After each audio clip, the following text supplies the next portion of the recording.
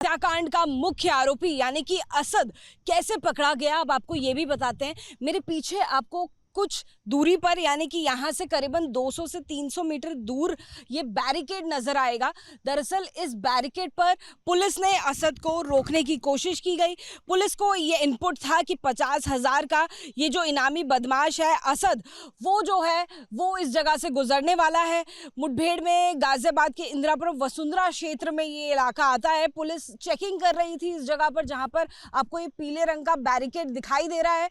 इस चेकिंग के दौरान असद जो है वो रुका नहीं, लगातार उसे रोकने की कोशिश की गई तो उसने भागने का प्रयास किया। और जब उसने भागने का प्रयास किया तो ये जानकारी पुलिस के द्वारा दी गई है कि भागते भागते वो जो येलो कलर का बैरिकेड है उसके अंदर से ये रास्ता जा रहा है, यानी कि ये कच्चा रास्ता जिसके ऊपर अब आपको हम तस्वीरें दिखा रहे हैं, ये कच्चा रास्ता है जहां पर असद आता है और उसके पीछे पीछे पुलिस आती है। उसे रोकने का प्रयास करते हुए पुलिस जो है वो असद को फॉलो करते हुए आती है, लेकिन असद और उसका साथी जो कि बाइक पर मौजूद था वो रुकते नहीं है और अपनी ओर से पुलिस के ऊपर फायरिंग करते हैं, जैसा कि पुलिस का वर्जन कहता है। और ऐसे में पुलिस को जवाबी फायरिंग करनी पड़ती है। इस जगह पर पहुंचने के बाद आगे बढ़ते हैं। ये इलाका देख लीजिए, ये कच्ची सड़क है। आमतौर पर जो लोग हैं, आपको कई सारे बच्चे इस वक्त यहाँ दिन के समय में क्रिकेट और बाकी जो गेम्स है वो खेलते हुए नजर आएंगे। एक ग्राउंड जैसा इलाका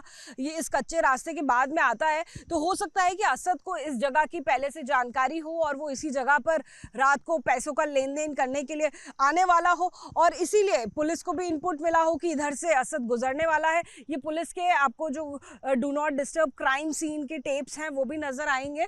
और इधर से ही कुछ दूरी पर आगे चलते हैं जहां पर असद जो है उसको रोकने की जब पुलिस ने कोशिश की गई, उसने जवाबी फायरिंग से जवाब दिया, पुलिस को रुका तो नहीं और ऊपर से फायरिंग और की पुलिस के ऊपर, जैसे कि पुलिस का वर्जन कहता है, जिसके बाद पुलिस को भी फायरिंग करनी पड़ी। तो यहाँ पर ये दो सर्कल्स आपको सफ़ेद रंग के इस सर्कल में नज़र आ रहे हैं। यहाँ पर जो निशान है वो फायरिंग के भी नज़र आ रहे हैं और साथ ही एक ये बड़ा चिन्ह जो है वो पुलिस के द्वारा बनाया गया है। दरअसल पुलिस का ये कहना है कि यहाँ पर असद की जो बाइक है वो गिरी थी।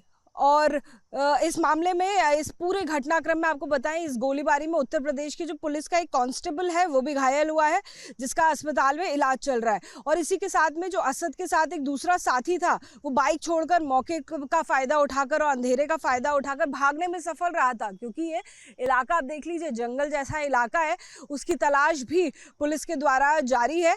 इस घटनास्थल पर जो असद की मोटर बाइक है और पिस्तौल है वो बरामद की गई है, जिससे उसने पुलिस को फायर किया था। और ऐसे चिन्ह जो हैं वो कई जगह पर अब भी नजर आ रहे हैं, जिन्हें पुलिस द्वारा चिन्हित कर दिया गया है। सफ़ेद रंग का ये सर्कल बना दिया गया है और इन चिन्हों में ये भी एक अहम चिन्ह है जहां पर खून के धब्बे और मांस के टुकड़े अब भी देखने को मिल रहे हैं। ऐसे भी यहाँ पर कई सारे चिन्ह नज़र आ रहे हैं जिनकी जांच जो है अभी की जा रही है और बीते दिन से जो जांच है वो लगातार जारी है इस पूरे मामले में।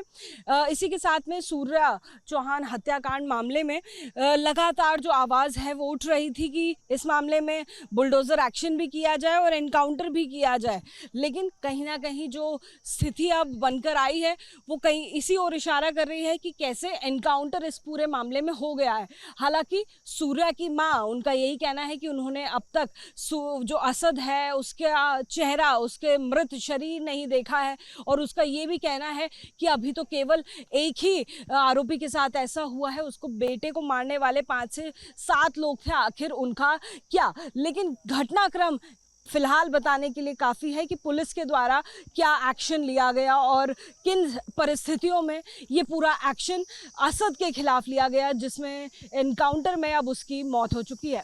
कैमरा पर्सन सुनील पांडे के साथ अजातिका सिंह, एबीपी न्यूज़, दिल्ली।